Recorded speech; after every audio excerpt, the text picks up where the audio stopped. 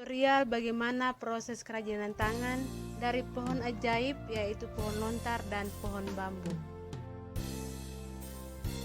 Pada umumnya Pulau Solor adalah pulau yang bebatuan, kering dan berbukit. Terkhusus Desa Ulu Blolong di antara 38 desa yang lain sebagai penghuni Pulau Gersang ini. Seperti daerah tropis lainnya, tak ada tumbuhan yang istimewa. Hanya saja hamparan pohon lontar dan bambu yang sering kami namakan tumbuhan ajaib. Karena dari tumbuhan inilah masyarakat berkreativitas untuk mencari tambahan hidup selain sebagai petani ladang. Pohon lontar ini tergolong unik karena memiliki batang yang tunggal dan kasar. Daunnya berbentuk kipas, menjari, tangkai daunnya berpelepah. Pohon lontar ini merupakan tanaman multifungsi. Bagian tanaman ini dapat dimanfaatkan atau diolah, baik dari batang, pelepah, daun bunga, dan buahnya. Di antaranya air nira dan daun lontar. Air nira yang merupakan cairan berwarna putih, seperti susu yang diperoleh dari penyerapan bunga pohon lontar. Air nira ini dapat dikonsumsi masyarakat atau diolah menjadi minuman keras dan digunakan pada upacara-upacara seremonial dan penjemputan tamu-tamu khusus dari luar. Daunnya diolah menjadi berbagai macam jenis anyaman. Ada beberapa jenis kerajinan tangan di desa kami yang bahan bakunya berasal dari kedua pohon ini, yaitu pohon lontar dan bambu. Selain itu juga ada beberapa kerajinan yang mulai dikembangkan akhir-akhir ini, yaitu kerajinan tangan dari batok kelapa. Mari kita lihat jenis-jenis kerajinan tangan dan hasil komoditi lokal dari kedua pohon ajaib ini. Air nira dimasukkan ke dalam periuk tanah, tunggu sampai mendidih. Setelah mendidih, periuk ditutup dengan alat penyuling dari bambu yang disebut tenungo. Di ujung bambu penyuling ditaruh tempat menada, yaitu botol. Untuk satu periuk tanah menghasilkan satu botol minuman dengan durasi waktu 3 jam. Yang kedua, proses menganyam perkakas rumah tangga dari daun lontar.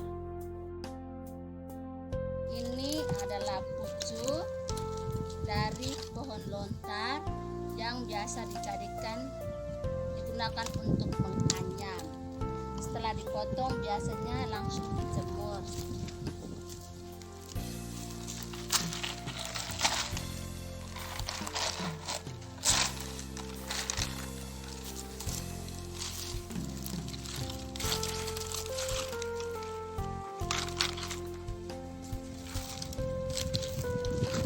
Dijemur selama kalau matahari panas 1 atau 2 hari. Setelah dijemur kering, hasilnya seperti ini dan akan dilakukan proses suwir untuk dianyam menghasilkan satu produk. Ini pucuk dan ini petaren atau daun remaja. Ini adalah suwir satu, biasa kami sebut pia. Prosesnya kita memisahkan tulang dari daun.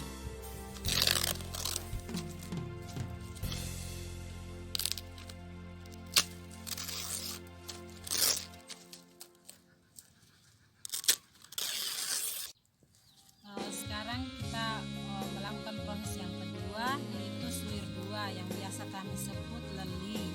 Pada proses ini dari daun lontar yang ada ini kita membuatnya yang lebih kecil lagi sesuai dengan ukuran yang kita inginkan. Berikut kita dari hasil suwiran tadi kita akan menganyam produk sesuai dengan keinginan kita seperti keleka, JC, sofe atau toba.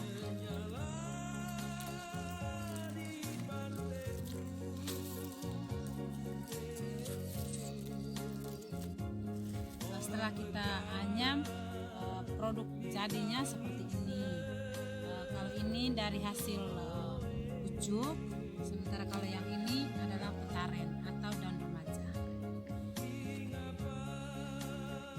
namanya keleka, kalau ini biasa kami sebut monga. Anyaman saya ini bahan dasarnya dari bahan lontar, lalu jualnya masih pakai pasar lokal. Saya hanya satu hari bisa mendapat 2 buah. Itu hasil pendapatan saya. Yang ketiga, proses pembuatan nama atau bubu. Desa Ulu Blolong masih menggunakan cara tradisional untuk menangkap ikan di laut, yaitu dengan menganyam bubu dengan bahan dasar bambu. Langkah-langkah membuat bubu, yakni bambu yang sudah tua dibelah. Hasil belahan tersebut diiris tipis dan dibuang kulit dalamnya.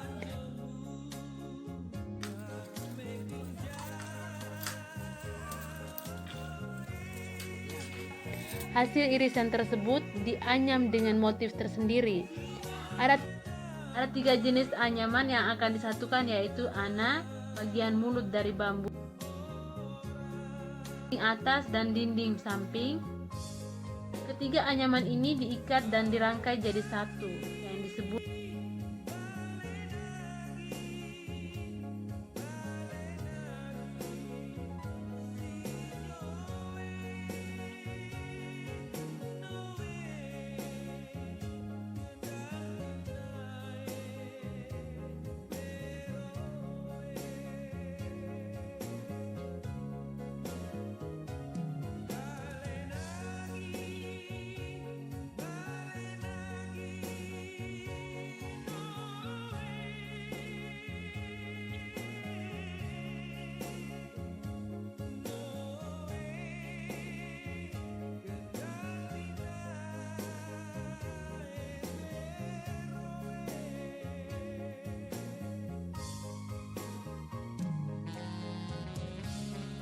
Ema bapa, mau kakak adik,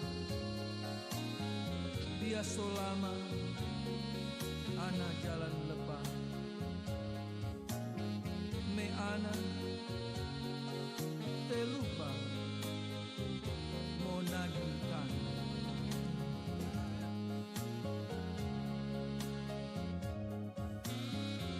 Tempo apa? Ana pasti balik Servinati. Kendati ana naik beroe.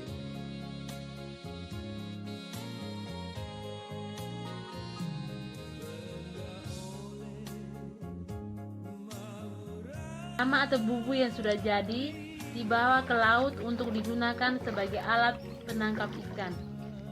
Dimasukkan ke dalam laut, lalu ditunggu minimal 3 hari, kemudian diambil ikannya.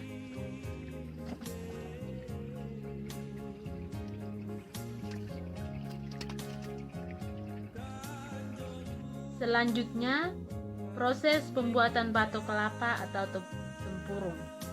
Batok kelapa yang sudah kering dan tua dipilih dan dibersihkan kulit serabutnya, kemudian diamplas bagian luar dan dalamnya. Tempurung atau batok kelapa ini dibentuk sesuai model yang sudah direncanakan, dan hasil bentukan tersebut diamplas kembali. Setelah itu dipolitur dan divernis. Selanjutnya proses tenun Flores Timor berbahan dasar kapas, dan ini pohon kapasnya. Bahasa kami menyebutnya dengan kape. Kalau kapas, bahasa kami lelu. Untuk tenun, awalnya kita kumpulkan kapasnya, lalu dijemur. Setelah dijemur, baru kita pisahkan biji dari kapasnya. Bahasa daerah kami, baeha. Kapas dipintal pada sebuah alat bernama tenure,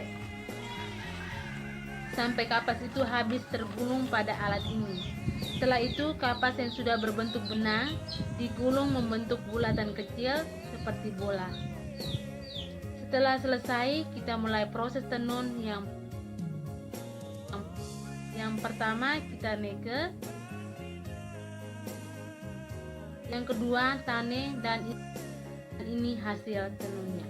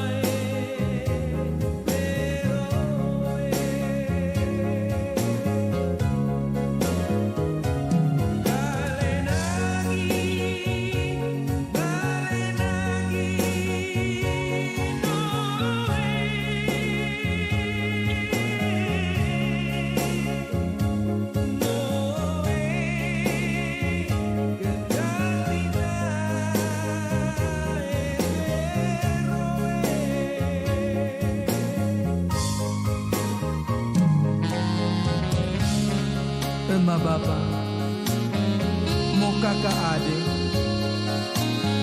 dia solama anak jalan